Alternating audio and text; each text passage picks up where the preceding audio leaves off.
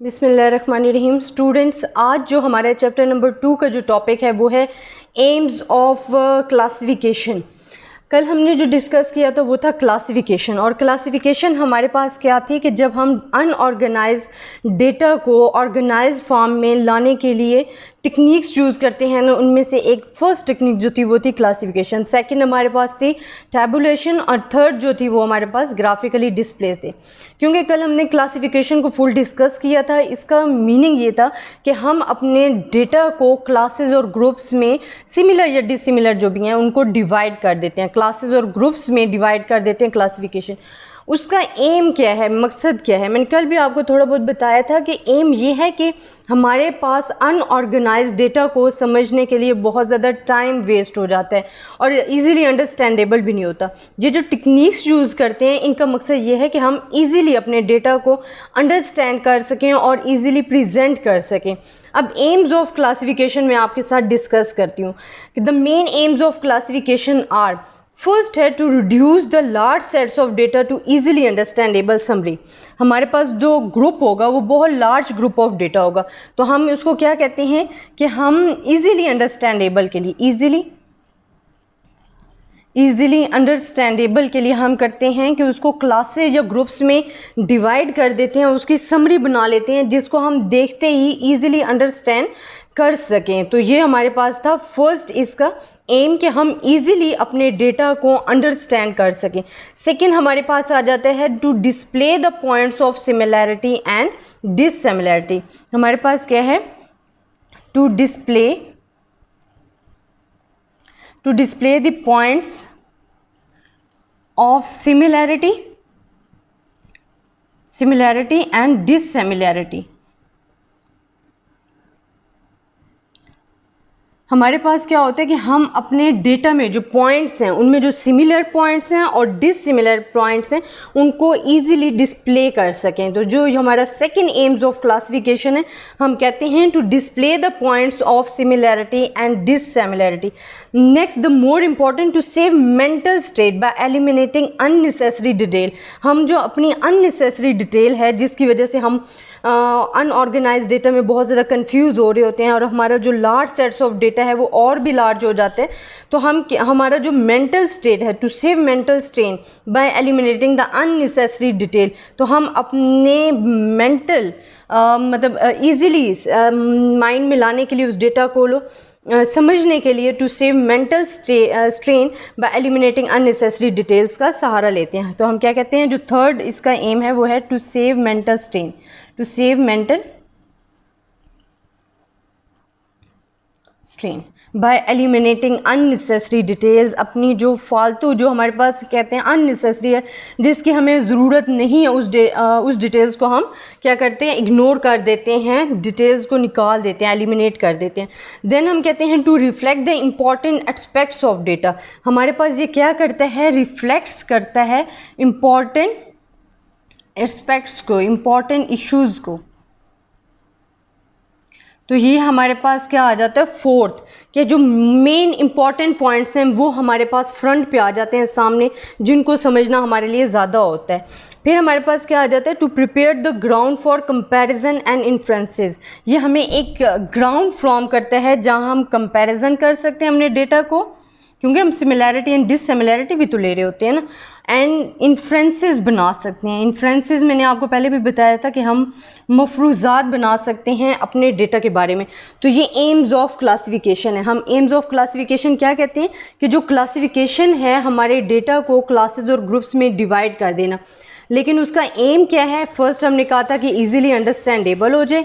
Second हम कह रहे थे कि to display the points of similarity and dissimilarity, कि सिमिलर और डिससिमिलर पॉइंट्स जो हैं वो हमारे पास आ जाएं। फिर टू सेव मेंटल स्ट्रेन, कि bye eliminating the unnecessary detail, कि हम अननेसेसरी डिटेल को रिमूव करके टू सेव मेंटल स्ट्रेन का जो इशू है उसको ले लेते हैं। रिफ्लेक्ट इंपॉर्टेंट एस्पेक्ट, जो हमारे पास इंपॉर्टेंट पॉइंट होते हैं उस क्लासिफिकेशन के ज़रिए से फ्रंट पे आ जाते हैं।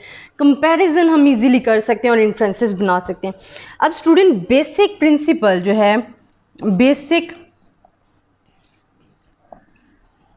प्रिंसिपल ऑफ क्लासिफिकेशन क्या आ जाती है।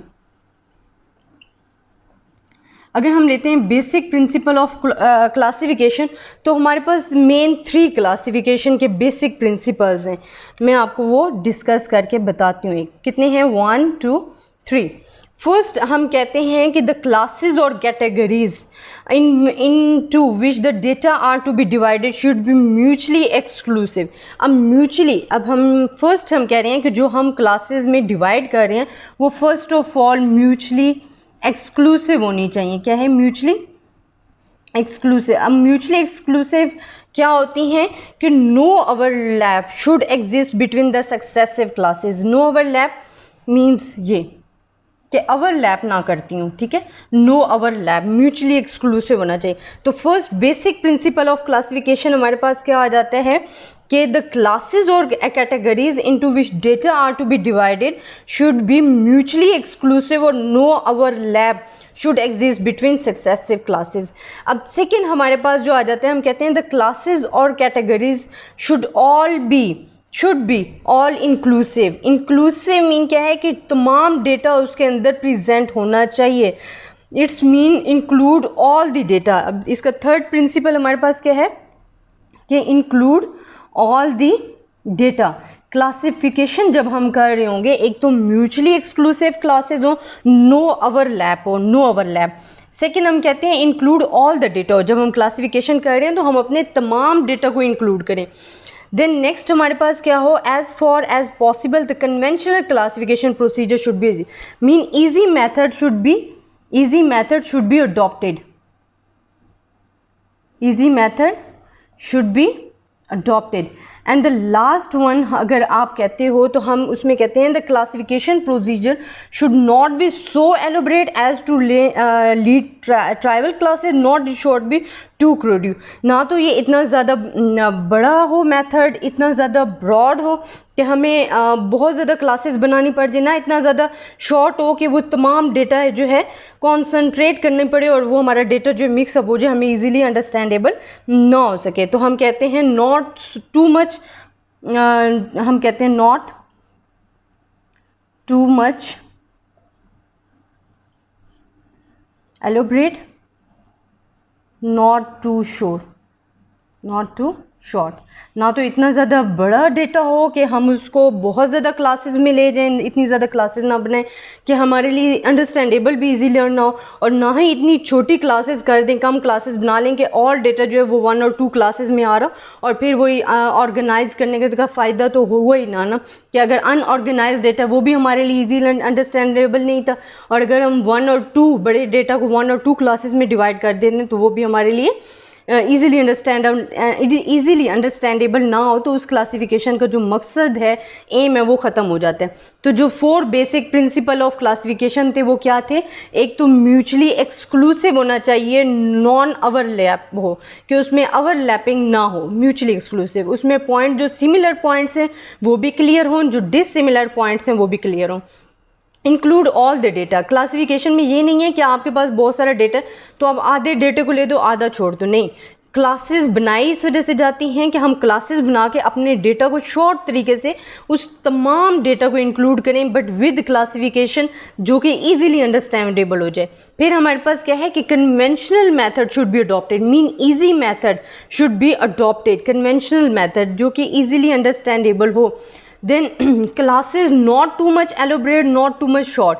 ना तो इतनी बड़ी क्लासेस हों कि हमें समझने में मुश्किल हो, ना ही इतनी छोटी 1-2 क्लासेस में हम इतना बड़ा डेटा मैनेज कर दें जो कि समझने के लिए हमारे पास मुश्किल हो। अब स्टूडेंट, ये हमारे पास था आज का टॉपिक एम्स ऑफ क्लासिफिकेशन और बेसिक प्रिंसिपल ऑफ क्लासिफिकेशन। इंशाल्लाह कल हम नेक्स्ट टॉपिक को डिस्कस करेंगे जो कि हमारे पास क्लासिफिकेशन की सेकंड टेक्निक्स थी, टैबुलेशन। आज हमने क्लासिफिकेशन का किया कि कल हमने पढ़ा था क्लासिफिकेशन क्या है, डेटा को प्रेजेंट कैसे करना होता है, फिर एम्स ऑफ क्लासिफिकेशन और बेसिक प्रिंसिपल ऑफ क्लासिफिकेशन के बारे में पढ़ा। कल इंशाल्लाह हम डिस्कस करेंगे टैबुलेशन। तब तक के लिए अल्लाह हाफिज़।